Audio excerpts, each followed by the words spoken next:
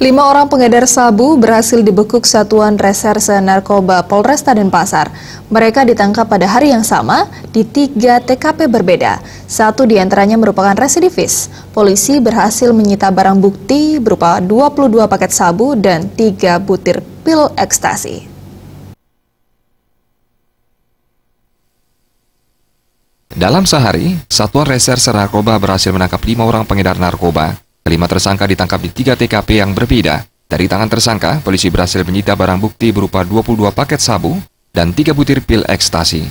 1 dari 5 tersangka merupakan residivis kambuhan.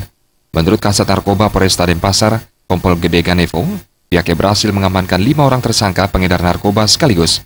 Polisi awalnya meringkus Dir 33 tahun kedapatan membawa 7 paket sabu untuk diedarkan. Tersangka ditangkap di Jalan Gunung Salak, Denpasar. Dir merupakan residivis narkoba Polresta Denpasar. Selanjutnya polisi mengamankan NSP 27 tahun di Jalan Gunung Salak, Denpasar.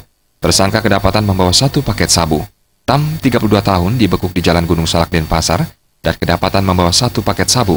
Sub 31 tahun yang berprofesi sebagai satpam diamankan petugas di Jalan Pulau Batanta, Denpasar. Dari tangan tersangka, polisi berhasil menyita 12 paket sabu dan 3 butir pil ekstasi. Selanjutnya tersangka SPT yang ditangkap di Jalan Glogor Carik, Denpasar kedapatan membawa 1 paket sabu. Jadi 5 orang yang kita duga kuat mereka sebagai pengedar dan sekaligus juga sebagai pemakai atau pengguna. Tersangka sudah kita amankan dan kemudian kita proses sesuai dengan ketentuan yang ada.